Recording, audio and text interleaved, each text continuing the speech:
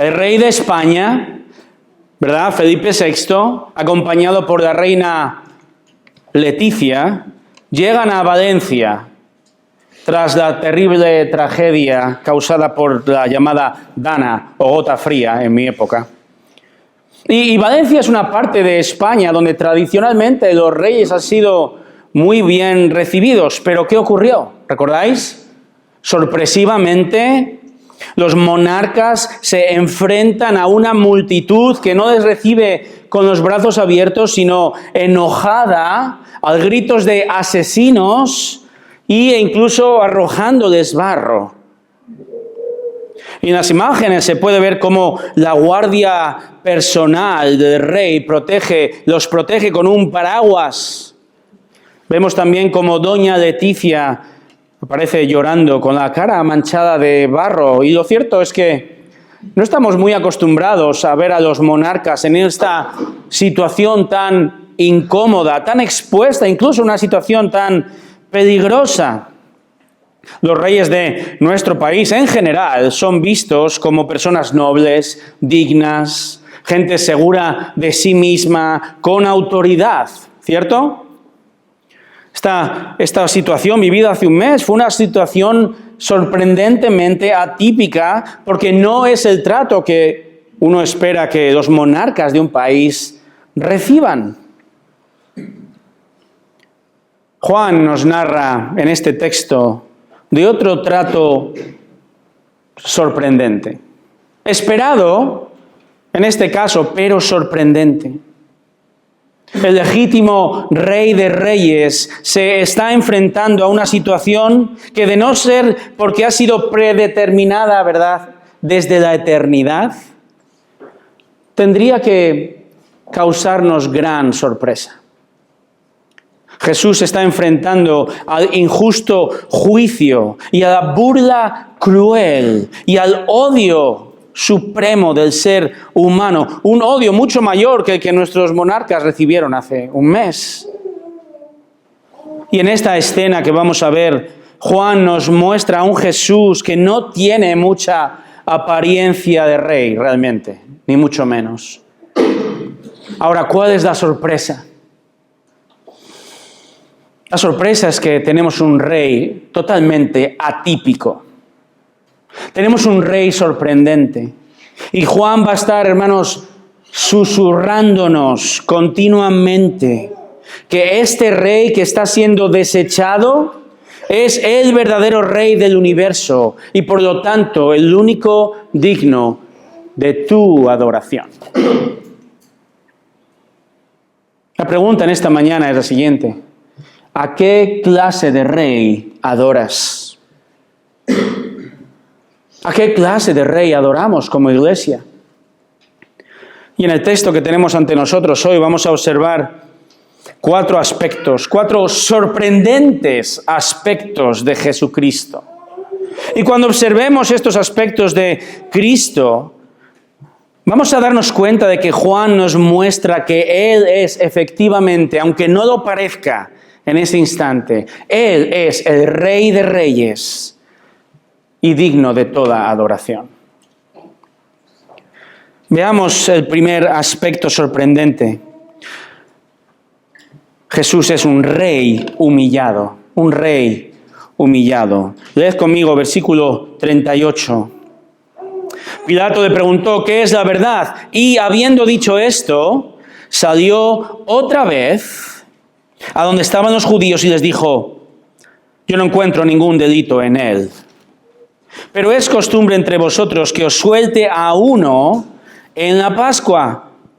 ¿Queréis pues que os suelte al rey de los judíos? Entonces volvieron a gritar diciendo: no a este, sino a Barrabás. Y Barrabás era un ladrón. El gobernador romano al cargo en este momento, Poncio Pilato, él es un adorador. Pero Poncio Pilato no está adorando a Cristo, sino que se está adorando a sí mismo. y está adorando sus ansias de poder. Por eso en el interrogatorio a Jesús que vimos hace 2 semanas, su máxima ambición no es que quiere ser justo porque ama la justicia. No.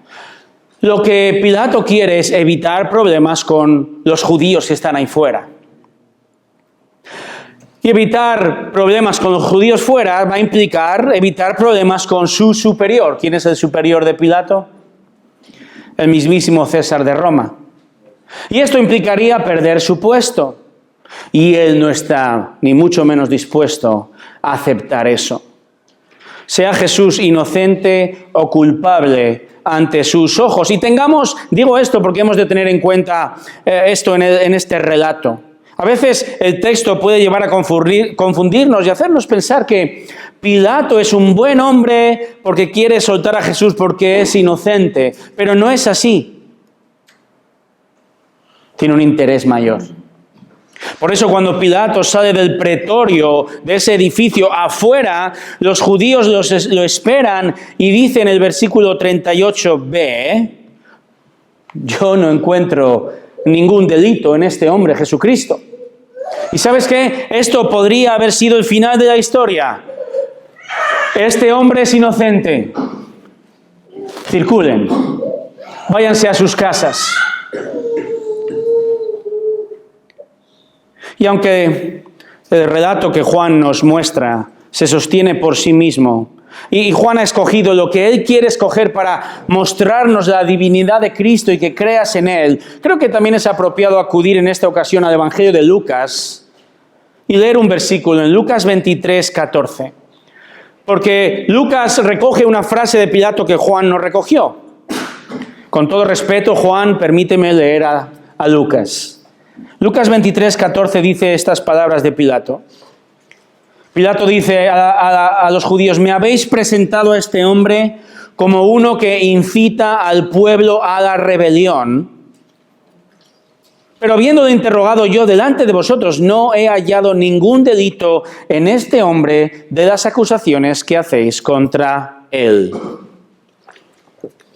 Entonces la acusación de los judíos contra Jesús es la siguiente. Rebelión, ¿verdad? O llamamos hoy en día, esta palabra te sonará quizá más, sedición. Muy famosa en España, tristemente. Sedición, rebelión contra el Estado, contra la autoridad. Y Pilato no lo ve. No lo ve porque esto no es verdad. El problema es lo que dice a continuación Pilato en Juan 18, versículo 39. La primera palabra es pero. Este es el problema. El pero implica que, aunque a juicio de Pilato Jesús es inocente, él no quiere problemas con los judíos si suelta a Jesús. Porque Pilato quiere lo mejor de ambos mundos. Quiere, por un lado, soltar a Jesús, porque él ve que es inocente de sedición, de rebelión. ¿Y sabes qué? Si suelta a Jesús de esto, eso complacería a Roma. Porque si Jesús es rey, Jesús mismo ha dicho en el versículo 36 que aunque sea rey, yo no vengo con intención de luchar, tranquila Roma. Pero Pilato quiere lo mejor de los dos mundos, porque también quiere que el pueblo judío que está ahí fuera, concentrado fuera, y más están viniendo, quieren que se contente con liberar a Jesús, porque él en su mente ¿no acababan de proclamarle rey en la entrada triunfal unos días atrás? Por eso él ofrece soltar, versículo 39, al rey de los judíos, siguiendo la costumbre, dice él. Pero es aquí, hermanos, donde Pilato, intentando ser un político inteligente, realmente muestra cuán inepto está siendo. Y no discierne que los religiosos odian profundamente a Jesús. Ellos no se van a contentar con algo menos que la muerte. Y los religiosos están comenzando a manipular a las masas para que piensen de la misma manera. Y no cae quizá en que llamar a Jesús rey, como acaba de hacer, lo único que va a hacer es enfurecerlos aún más.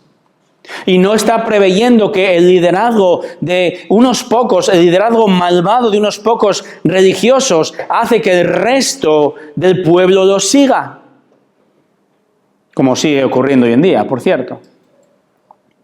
Por eso, el versículo 40, cuando les ofrece la libertad de uno u otro, ellos piden la libertad ¿de quién? Barrabás, el ladrón. Era aún más que eso. Marcos capítulo 15, versículo 7, dice que Barrabás era un insurrecto contra Roma, fíjate lo mismo, pero que había cometido homicidio, asesinato, era un bandolero de la época. Y este fue el error de Pilato. Para los romanos, Barrabás era un terrorista asesino. Pero para muchos judíos en este momento, Barrabás se convierte en un patriota, un héroe popular, en un Robin Hood de la época. Aunque lo cierto es que Barrabás es un ladrón, es un asesino. Y Juan lo afirma objetivamente. Y está mostrándonos, atención, la ironía, la tremenda ironía de que ellos quieren liberar a un ladrón, a un asesino, a un traidor que ya ha sido ajusticiado, llamado, por cierto, Barrabás.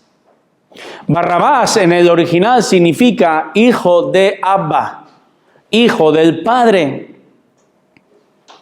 Quieren soltar al hijo del Padre. Qué curioso.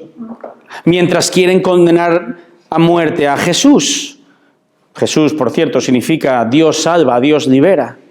Es decir, Barrabás, el hijo del Padre, que ofrecía una liberación terrenal con la espada.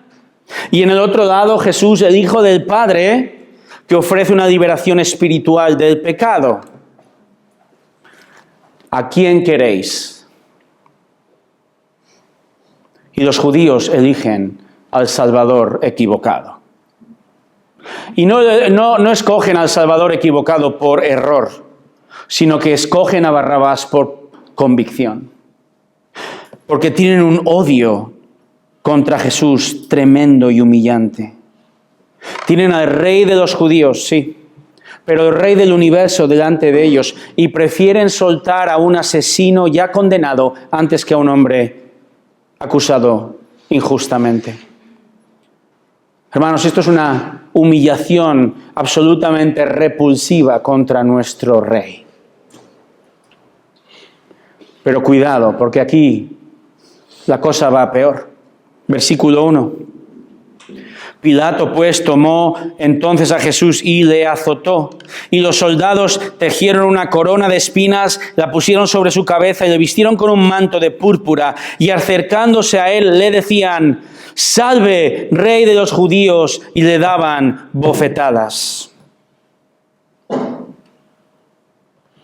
Pilato entra de nuevo al edificio, después de hablar con los judíos, entra y ordena que azoten a Jesús. Y esta serie de azotes es probablemente la primera serie de azotes de dos series. Los romanos tenían 3 formas de azotar, que iban de menos severa a medio severo a extremadamente severo. Pilato aquí probablemente usa la de menos severidad, llamada la fustigatio en latín. Cuidado, terrible ya. Terrible.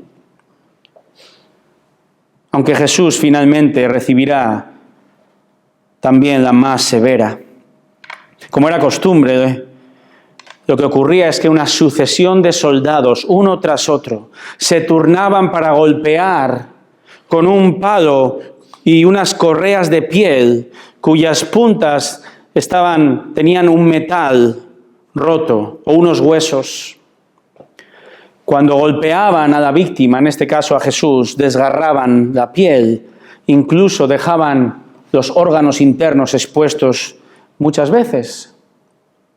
Algunos presos ya morían con estos brutales azotes. Jesús no murió, ahí, pero explica esa tremenda debilidad posterior al cargar con el madero hacia el monte Gólgota. La humillación continúa cuando los soldados le colocan una corona de espinas tejida, ¿verdad? Le visten además con una capa. Es un pseudo rey. Se burlan de él. Y dice el texto que le abofetean una vez tras otra mientras se ríen de nuestro rey. Pilato pensaría que este ya era un terrible castigo. Esta ya es una humillación severa. Esto será suficiente para calmar a los judíos, ¿verdad? Piensa él. Pero no va a ser así. Cuando estudiaba este texto, percibía y sentía y me enojaba profundamente tal espantosa humillación a mi rey. No ha habido nada tan injusto, nada tan ruin y tan orgulloso, nada tan repugnante ha ocurrido en la historia como lo que está ocurriendo en esta hora. Pensaba, ¿dónde está Pedro? ¿Dónde están los discípulos? Los traería con gusto de la oreja, ¿verdad? Qué injusticia, qué humillación. Pero yo tampoco estaría allí.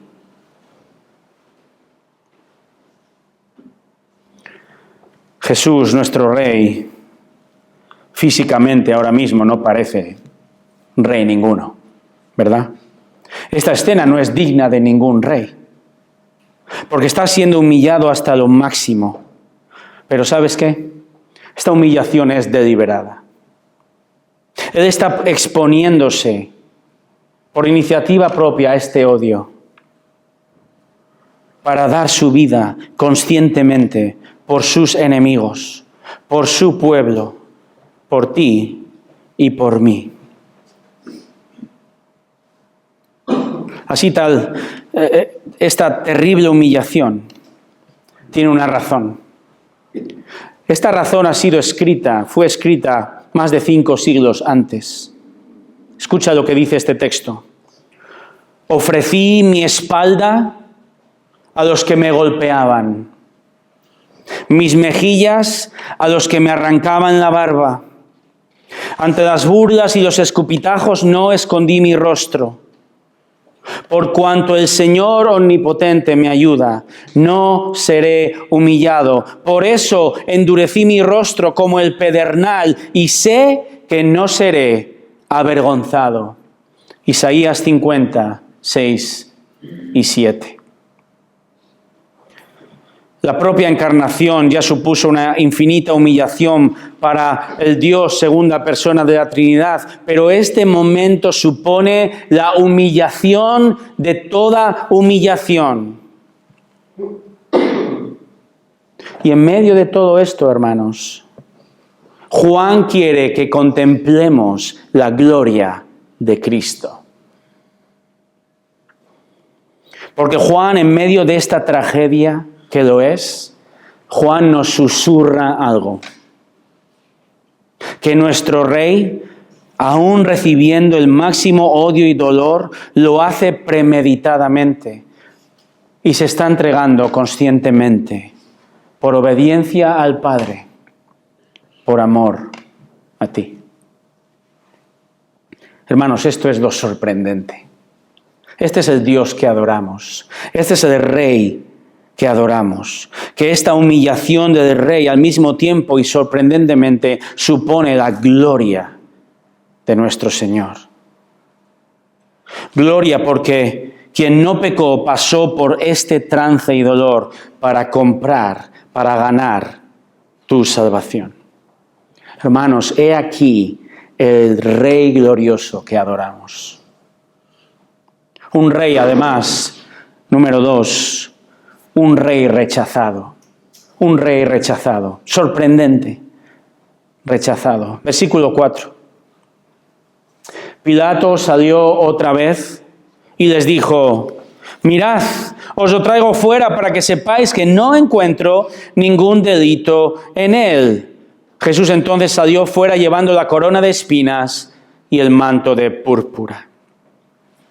Pilato piensa que ahora este es el momento. Voy a sacar a Jesús golpeado violentamente, abofeteado, amoratado, sangrando debido a las espinas, a los golpes, a los latigazos. Se burla de él con un manto. Y Pilato piensa que ahora sacarle ante los judíos, verán este espectáculo lamentable y esto va a ser suficiente para apaciguar su odio contra Jesús. Y entonces podrá salir airoso de este problemón político que tiene. Así Pilato grita, dice, he aquí, versículo 5, he aquí el hombre. En latín, ecce homo, por cierto. Traducción, he aquí este pobre hombre. Miradlo. Este es el hombre que encontráis tan peligroso, tan indefenso. Fijaros qué ridículo. ¿No ha recibido ya bastante humillación? La respuesta no se hace esperar. Versículo 6. Entonces, cuando le vieron, los principales sacerdotes y los alguaciles gritaron diciendo, crucifícale, crucifícale. Pilato les dijo, tomadle vosotros y crucificadle, porque yo no encuentro ningún delito en él. Los judíos le respondieron, nosotros tenemos una ley, y según esa ley él debe morir porque pretendió ser el Hijo de Dios. De nuevo, Pilato subestima el profundo odio de los judíos contra Jesús y creo que es sorprendido con los gritos dirigidos por los religiosos, crucifícale, crucifícale, vez tras vez. Pilato se encuentra perdiendo el control de la muchedumbre y por eso dice, tomadle vosotros entonces y crucificadle porque yo no encuentro ningún delito en él. Quizá ya estaba exasperado por la situación. Probablemente lo que está haciendo aquí al decir esto está sacando, vamos a llamarlo así, músculo político, autoridad. Quiere demostrarle que es él, no son ellos los que tienen autoridad de crucificar a este hombre. El énfasis en el texto está en la palabra vosotros. Vosotros crucificadle, si podéis. Los judíos contestan. Versículo 7, no tenemos una ley, y según esta ley, él debe morir porque pretendió ser el Hijo de Dios. Los judíos no podían crucificar a nadie. Según la ley, en Levítico 24:16, sí tenían autoridad para lapidar. Dice Levítico 24:16, además, el que blasfeme el nombre del Señor, ciertamente ha de morir. Toda la congregación ciertamente lo apedreará. Tanto el forastero como el nativo, cuando blasfeme el nombre, ha de morir. Observemos lo siguiente, los judíos llevan a Jesús, ¿verdad?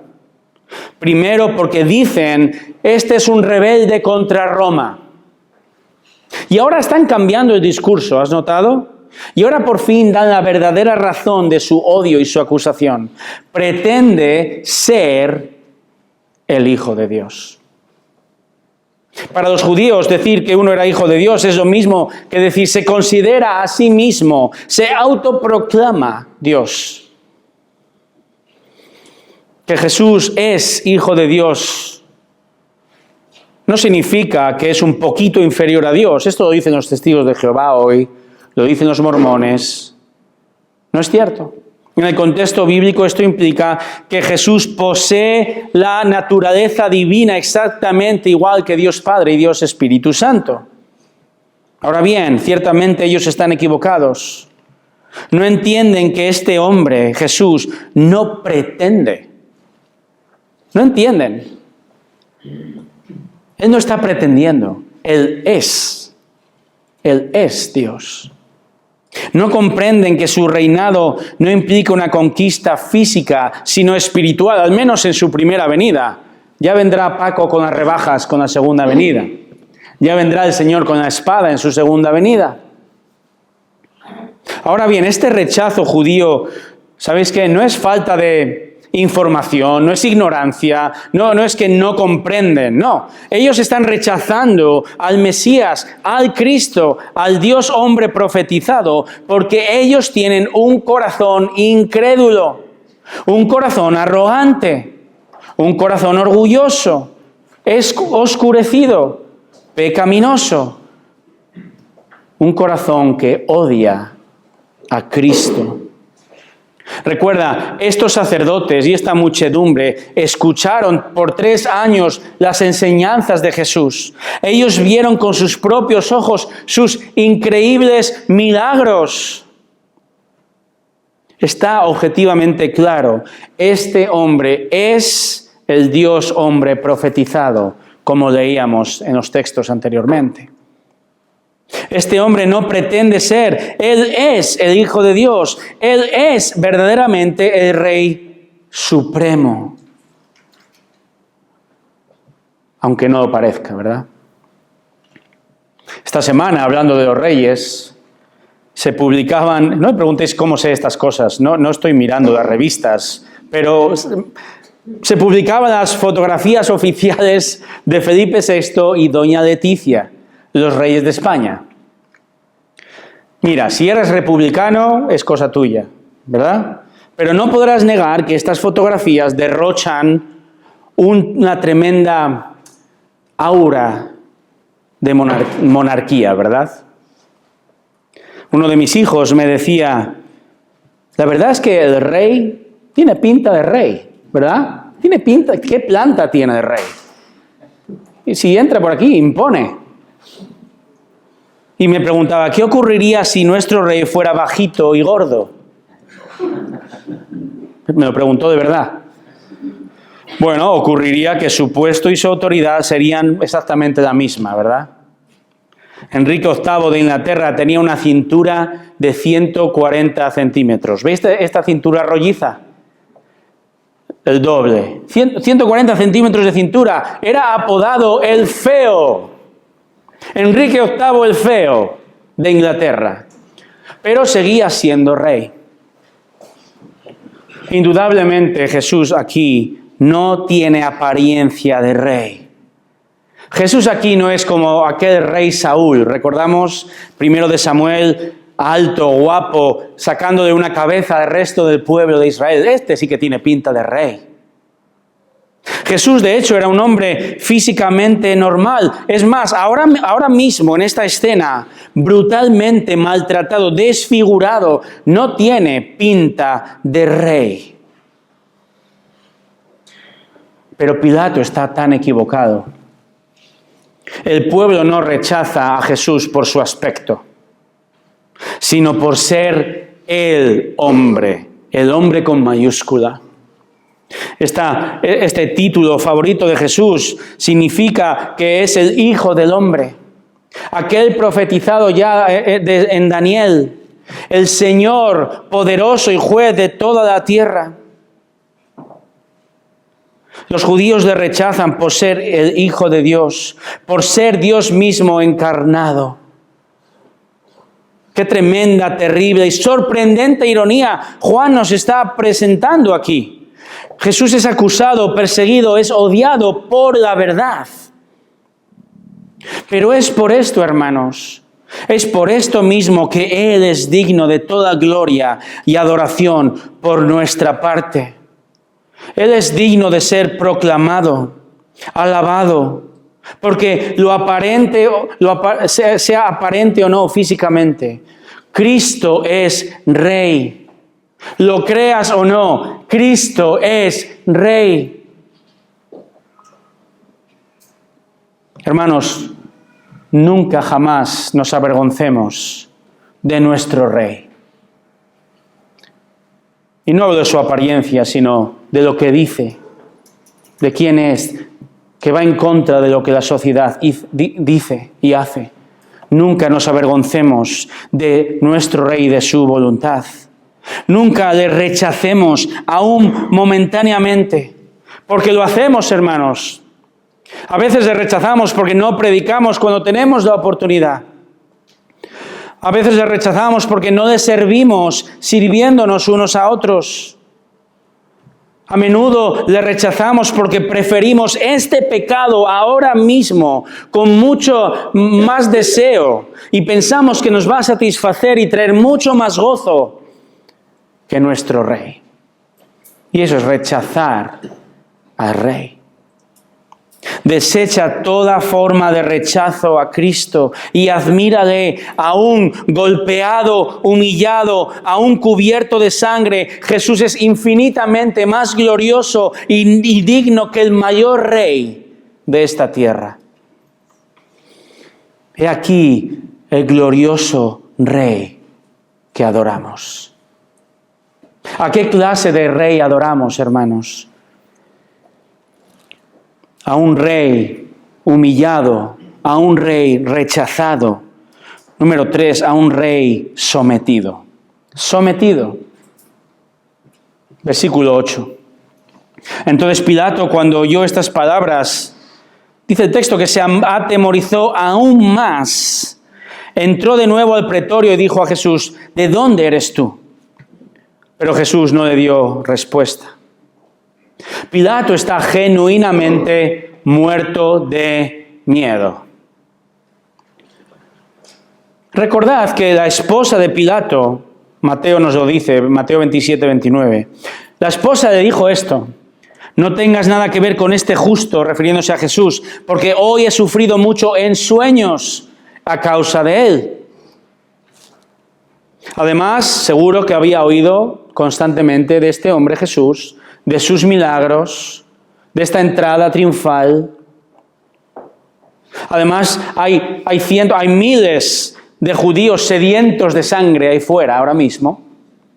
Tiene al César susurrándole en el oído. Como buen romano, Pilato seguro que tiene sus propias y muchas supersticiones. Y además cabe la posibilidad de que este Jesús al que va a condenar sea verdaderamente rey. Al menos será un semidios para él. Tiene motivos de estar aterrado.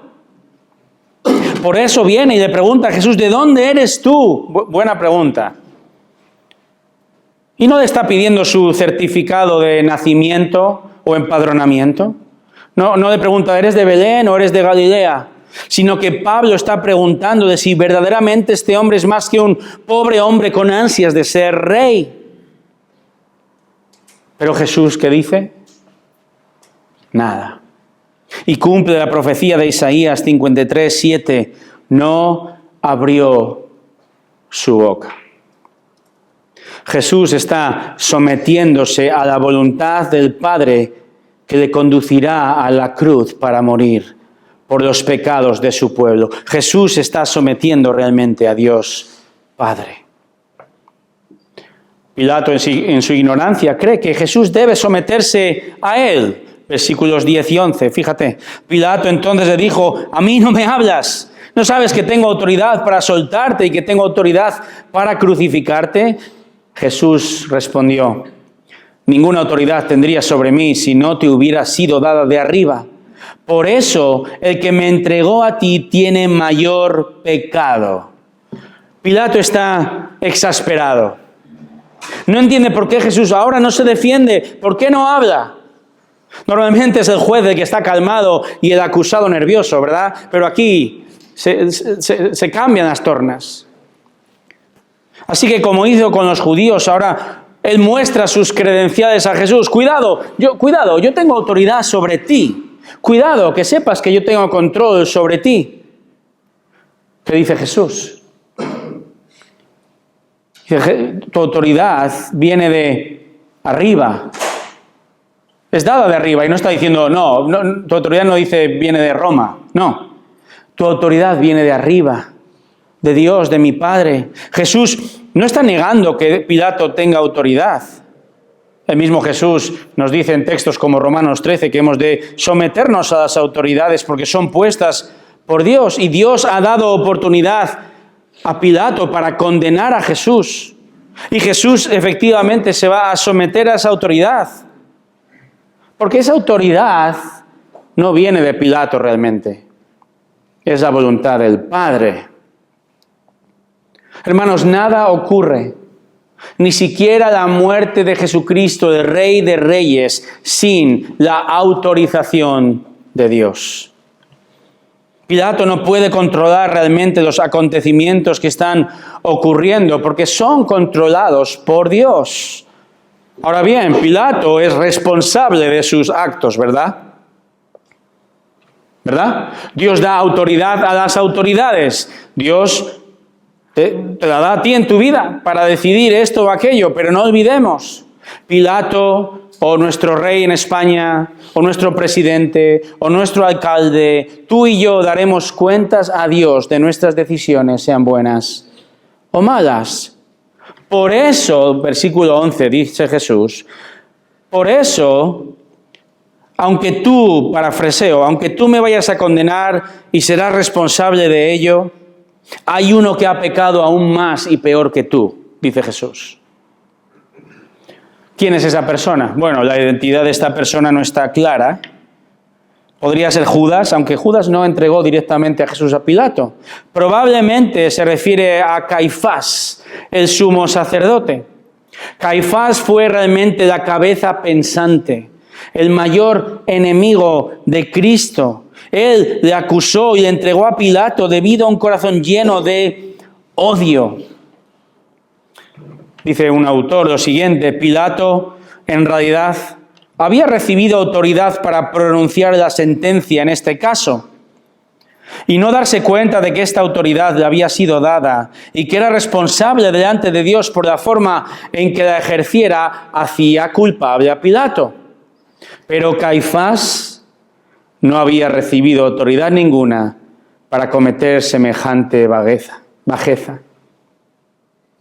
Pilato era vamos a llamarle un ignorante responsable de sus acciones, pero Caifás actuó con premeditación y odio, y su condenación será mayor. Y hermanos, el punto aquí, lo que ha de sorprendernos es esto: que Jesucristo, el Rey de Reyes, con su absoluta e inigualable humildad, se está sometiendo a estos hombres. Hebreos 12:2 dice que Jesús, por el gozo puesto delante de él, soportó la cruz menospreciando la vergüenza. Un rey que se somete con gozo y humildad. ¿Qué clase de rey tenemos?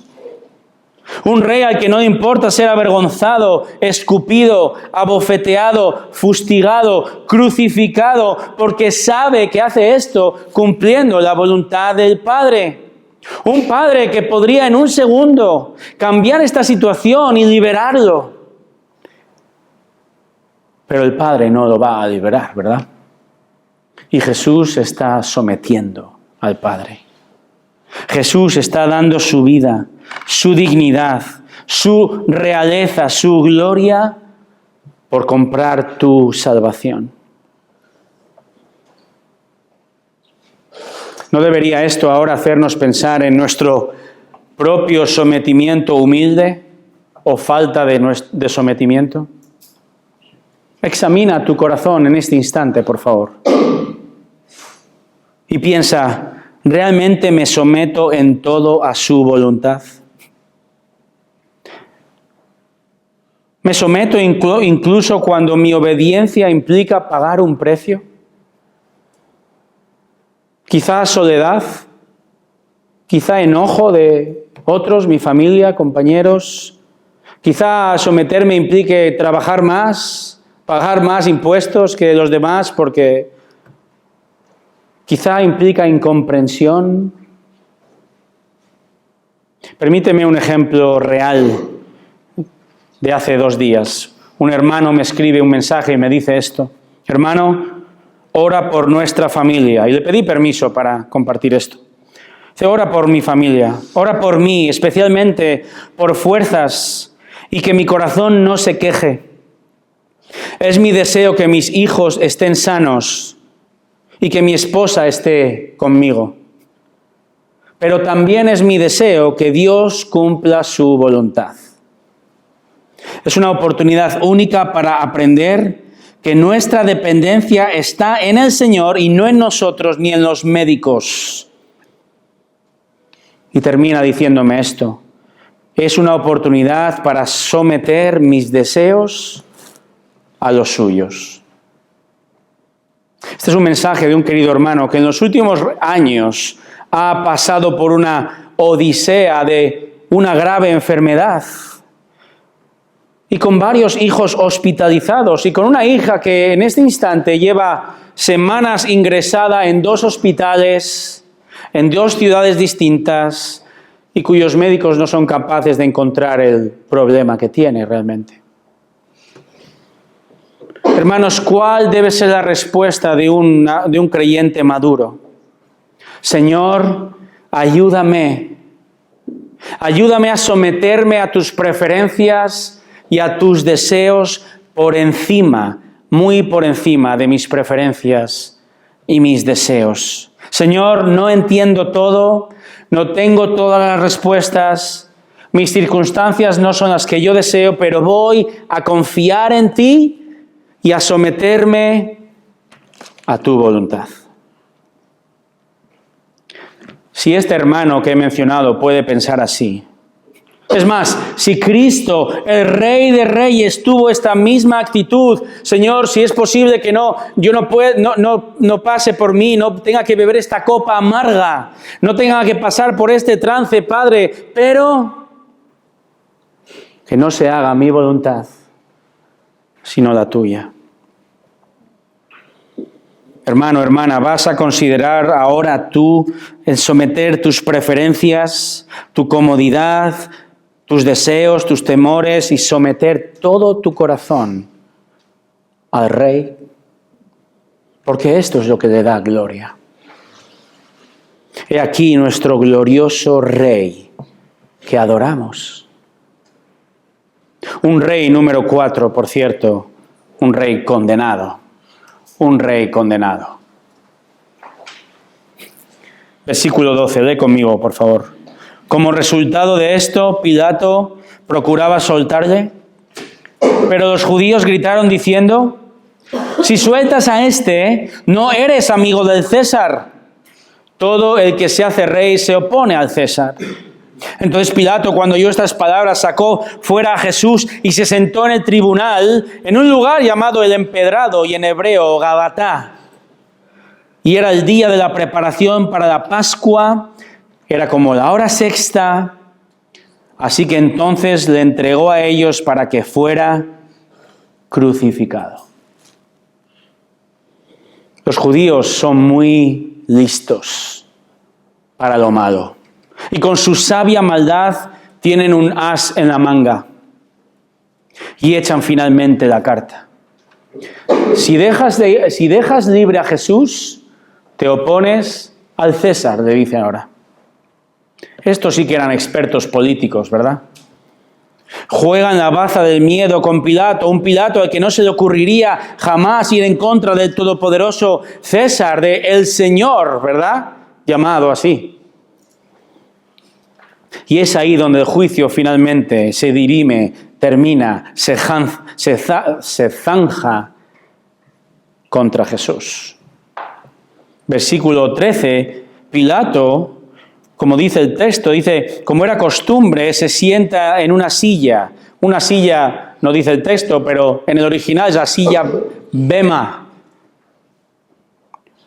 Igual que los jueces hoy en día, ¿no? Se sientan normalmente en un atrio más alto para dictar sentencia, en este caso condenado. Y Juan es muy preciso aquí, ¿te has fijado? Comunica con precisión el lugar de la sentencia. Comunica con precisión la hora de la sentencia, dice la hora sexta. Y además dice la hora de la preparación para la Pascua. ¿Por qué habla así Juan con esta precisión? Fíjate en esto. Porque en el preciso instante, cuando los judíos están en Jerusalén preparando a los corderos para sacrificarlos para la Pascua, en ese instante Jesús, el Cordero de Dios, es sentenciado para ser sacrificado por el pecador. Qué sorprendente, ¿verdad? El rey muere por el villano. El rey es condenado para liberarnos hoy. Ahora Pilato, como buen político, va a morir matando. Versículo 14, segunda parte. Y Pilato dijo a los judíos: «He aquí vuestro rey». Entonces ellos gritaron: «Fuera, fuera, crucifícale». Pilato les dijo: «¿He de crucificar a vuestro rey?». Los principales sacerdotes respondieron: «No tenemos más rey que el César». Así que entonces les entregó a ellos para que fuera crucificado. «He aquí vuestro rey», dice Pilato a los judíos, riéndose realmente de ellos, pero burlándose también de Jesús.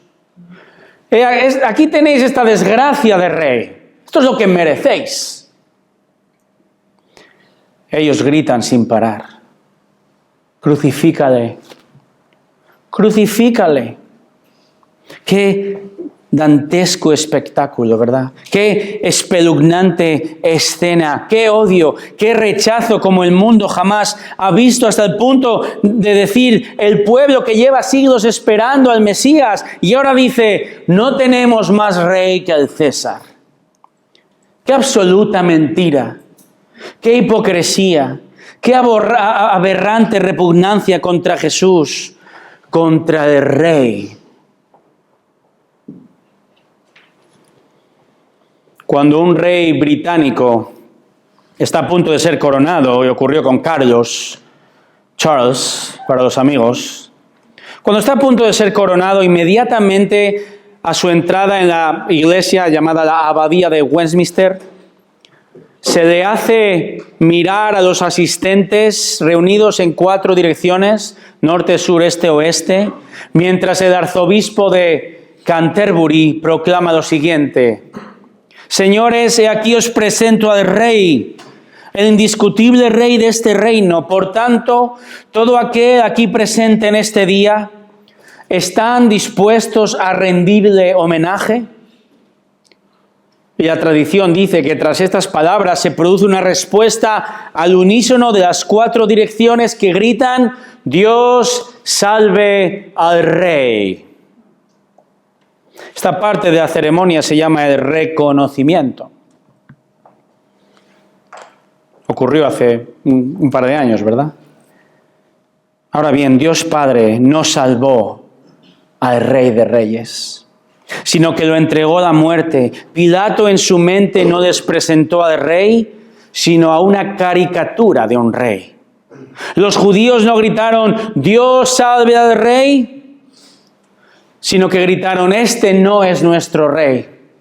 Condénale, mátalo, crucifícale, que sea humillado, rechazado, sometido, condenado». No le reconocieron. Pero hermanos, aquí es donde por 4ª vez hemos de sorprendernos, porque Juan sí nos muestra una realidad, vamos a decir física, juicio, odio, nos muestra un hombre. Juan nos proclama la realidad visible, alto y claro, pero hermanos, Juan nos está susurrando constantemente la verdad espiritual en este texto. La verdad que es que Jesús está siendo humillado. La verdad que Juan escribe es que siendo inocente se está jugando con Cristo por razones políticas.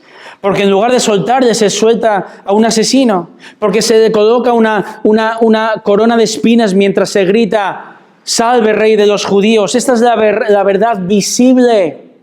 Esto es lo que ocurrió objetivamente. Pero hermanos, Juan te está susurrando desde este texto que nada de esto es una sorpresa. Que Jesús está dispuesto a pasar por esto. Que Él dio un paso adelante en la eternidad para ser humillado. Que la corona de espinas y la sangre que brota implica la decisión del Rey de Reyes que va a dar su sangre para perdonar los pecados del pueblo que le odia. Juan nos susurra que su humillación es realmente su exaltación y su gloria. Juan escribe también que Jesús está siendo un rey rechazado, ¿verdad? Rechazado. Pilato exclama, he aquí el hombre, en tono condescendiente, en tono burlón.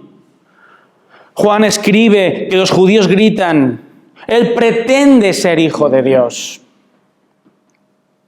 Pero Juan nos susurra una verdad espiritual aquí también. Jesús es el hombre, es el Dios encarnado. Él es el representante de la raza humana que va a cargar con nuestro pecado. Que Él es el juez supremo, porque Él no pretende ser hijo de Dios. Él es Dios. Juan también nos escribe lo visible, que Jesús se somete en todo momento, ¿verdad? Pilato asume que es porque Él es la autoridad, el gobernador, y tiene toda autoridad. Los judíos lo entienden porque Jesús está encadenado y rodeado de soldados. Claro, no se va a someter.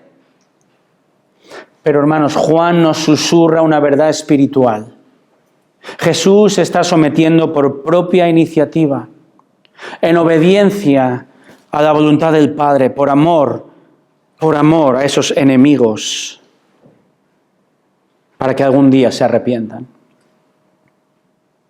Y Juan escribe también de un rey condenado a muerte en esta silla del juez, al tiempo que la Pascua se está preparando y los corderos están siendo sacrificados. Y Juan nos está susurrando una verdad espiritual, que su condena es nuestra libertad, que su entrega supone nuestra salvación. Y si tú solo ves lo visible y no entiendes que esto se hace por ti y que el Señor en medio de su humillación está haciendo todo esto para que tú creas en esta verdad espiritual que el Rey de Reyes está dando su vida por pecadores como tú y como yo. Y si no entiendes que Él demanda de ti que te arrepientas, que veas tu pecado, que tú hubieras gritado lo mismo, que tu condenación va a ser eterna, si tú no entiendes esto, estás condenado. Pero entiende esto también, que por amor Jesús está haciendo todo esto, para que en este instante tú escuches el Evangelio de este hombre que no tiene apariencia de rey para nada, ¿verdad? Pero que es el Rey de Reyes, que vino a sufrir y a cargar con el pecado y la condenación eternas que tú mereces. Ven a Cristo ahora mismo. Quizá no tiene en este instante apariencia de rey, pero Él es el Rey de Reyes y te ofrece la única posibilidad de salvación en este instante. Somete tu voluntad a la suya. Pídele perdón en este instante. Y si eres creyente, vuelve a Cristo. Sométete al Rey.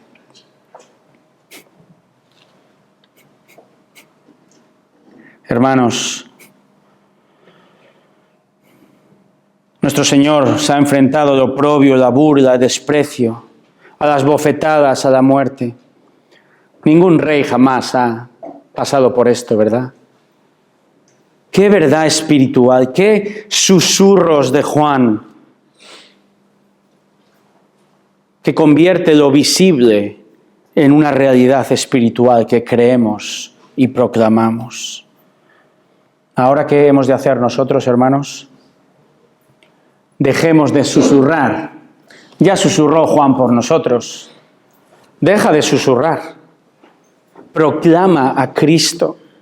Sométete a Cristo. Sorpréndete con Cristo. Humíllate ante Cristo. Ante quien hizo todo esto y más por ti, aunque no aparentaba físicamente. Él nunca ha dejado de ser el Rey de Reyes y Señor de Señores. Cuando veo este texto, me humilla, hermanos. Lo admiro y pienso, ¿qué derecho tengo yo ahora mismo a quejarme de algo? ¿Qué derecho tengo yo a no madrugar para glorificarle? ¿Qué excusa puedo poner para no servirle en lo que me pide, sea poco, sea mucho? En no buscar conocerle cada día.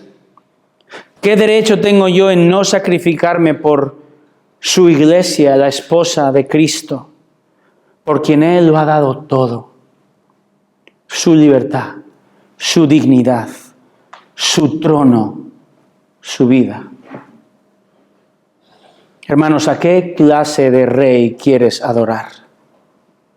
No busques a otro tipo de rey. No te erijas, no te sientes en la silla del trono. No te adores a ti mismo. Adora al Rey de Reyes. Ríndele pleitesía. Póstrate a Él. Él es digno, hermanos. He aquí nuestro Rey. El Rey que adoramos. Adorémosle.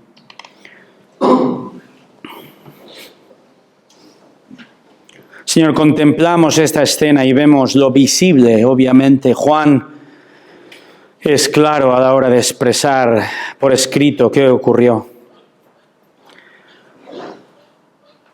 Pero qué tremendas verdades espirituales encontramos aquí, Señor. Que tu humillación es tu exaltación. Que el rechazo que recibiste implica nuestra aceptación como pecadores rescatados. Que tu sometimiento a los hombres implica que ahora nosotros podamos dejar de someternos al pecado y someternos a ti. Que tu condenación es nuestra libertad. Oh Señor, tú eres Rey. Pero te pido que en el poder de tu Espíritu Santo nos ayudes y comencemos o continuemos erigiéndote a ti en nuestra vida diaria como el Rey que eres. Y sometamos nuestras preferencias, nuestra voluntad, nuestros deseos, nuestra comodidad, nuestras finanzas, nuestras familias, nuestro servicio a ti. Y que estemos dispuestos a pagar el precio por ello, porque tú lo has dado todo por mí, por nosotros. Perdónanos, Señor. Muchas veces realmente no sabemos lo que hacemos y acudimos a tu gracia, porque tú, siendo el Rey soberano, has sabido que vamos a pecar, pero tu sangre dada por nosotros ha perdonado todo pecado. Que esto sirva de aliciente, de motivación ahora, para postrarnos constantemente, nuestra mente y nuestro corazón, a ti, nuestro Rey. Este es el Rey que adoramos, el único Rey. A ti la gloria. Amén.